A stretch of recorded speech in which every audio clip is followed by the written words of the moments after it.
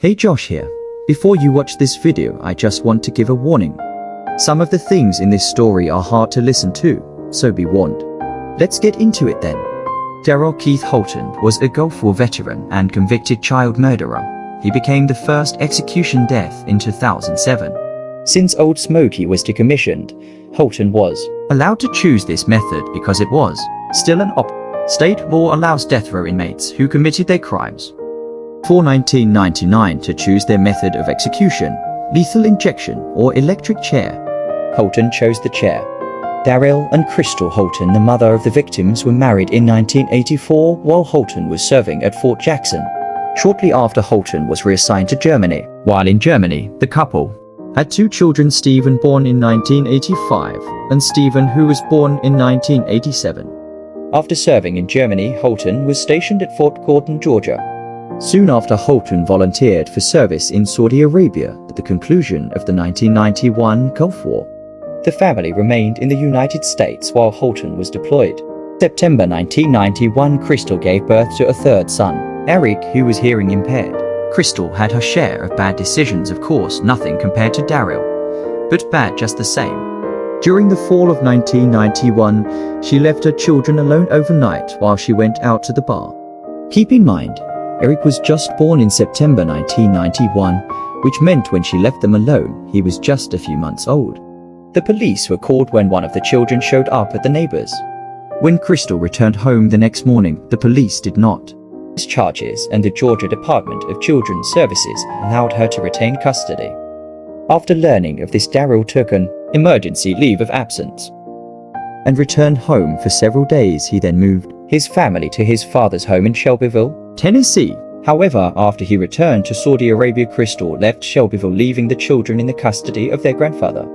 Daryl soon obtained a hardship discharge from the military to care for the children.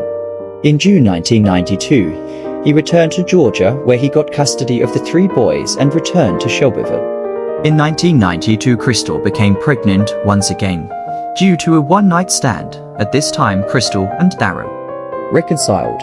On June 22, 1993, she gave birth to her daughter Kyla. The couple did not remarry, but lived together for approximately 2 years, eventually separating, and she and the children moved into public housing in Tennessee. Daryl did have weekend visitation rights. Visitations happened without incident until one Sunday night in 1995. Daryl refused to let the children out of the car and ordered Crystal to get into the car if she ever wanted to see the children again. She refused. Then Daryl said, "Fine, you're going to," and drove away with the children. Crystal immediately called the police. Daryl surrendered the children to the police unharmed. She continued to threaten that she would regret it if she ever took the children away. The courts later ruled that it would be in the best interest that full custody be granted to the mother, with visitation at the discretion of Crystal. In 1997, Crystal obtained an order of protection, which we all know is just a piece of paper and really does nothing to protect. Crystal later moved the children to another residence. On Thanksgiving Day of 1997, Crystal tried calling Daryl. There was no answer. However, the next day, Daryl returned her call. She had told Daryl that the children missed him and wanted to go Christmas shopping with him. Daryl responded that he didn't think anybody remembered that he was still their dad. Crystal made arrangements with Daryl to visit the children on Sunday, November 30th. As agreed, he picked up the 4 children at a Walmart in Murfreesboro, Tennessee. Around 3 p.m. the children were excited to see their father and exchanged hugs. The 2 younger children gifted him a drawing that said, "I love you, Daddy." Honestly, how sad is this? These children were so happy and excited to spend the day with their father shopping and didn't have a clue what was about to happen. What did happen next is hard to imagine, and this part of the story really got to me and was hard to read and write about. According to Holton's confession that he later gave to investigators, he drove the children to his uncle's auto body shop in Shelbyville, where Holton lived in the Back Bay. The children would never leave the body shop alive. Holton said when they arrived at the shop around 7 or 7:30 p.m., he then separated the children. He left Kyla and Eric, who was hearing impaired, playing in the front bay with a hammer and other tools, so they would be distracted and not hear what was about to happen. He then led 12-year-old Stephen and 10-year-old Brent to the rear bay where he lived. He told the older boys he had something for them, and to close their eyes, and not to peek. He then lined them up front, a bag close to each of the tallest in the back, and facing away from him. He knelt down and aimed at the taller boy's heart, and later explained that he would pierce both hearts with a single shot using an assault rifle. Then he fired 2 more shots to make sure they were gone. What a monster! How could you even think about doing this to your own children? He then hid the bodies under a tarp so the other 2 children would not see them. He then called over Eric and Kyla and proceeded to execute them in the same manner. I'm not going to lie, this story is really hard to write and imagine them poor children. Soon after taking the lives of his children, Daryl walked into the Shelbyville Police Department and told them what he had done. Holton claimed they did not suffer and that he did not enjoy this at all. Officers found the bodies of these 4 children, which I'm sure scarred them for a long time, if not for the rest of their lives. Along with the children, they also found pipe bombs that were intended for his wife.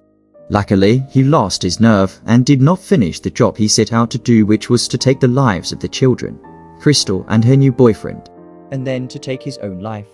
Instead, he smoked some green and drove to the police station and announced that he committed homicide ×4. Daryl's accounts of the killings were supported by physical evidence. Gunshot residue was found on his hands and the children's blood was found on his clothing. Additionally, the result of the autopsies performed by forensic pathologist Dr. Charles Harlan were consistent with Daryl's story. Based on the proof and evidence, the jury imposed a sentence of death for each conviction. Daryl claimed he took the children's lives because they had been taken away from me and given back to me. Taken away from me, given back to me enough. Holton was the first person executed by electrocution since 1960. Before sending 1,750 volts of electricity throughout Holton's body, the warden, Ricky Bell, asked if he had any last words. Holton replied, yeah, 2 words, I do. Holton got the first jolt of electricity at about 1:16 in the morning. A violent jerking left Holton, rising up and grabbing the arms of the chair. He was shocked again, a second time, and witnesses saw Holton jerk up again in the chair. We can't say whether he felt pain or not. None of Holton's family members attended the execution, neither did Crystal Holton. Honestly, I think I may have been there to see the man get executed who ended the lives of my children. It would not have changed anything, but might make me feel a little better and bring some closure. Okay folks, that was a hard one. Tell me what you think. We will bring you another story in a couple days. Stay tuned for that. Time for me to say goodnight. Take care of yourselves and come back soon.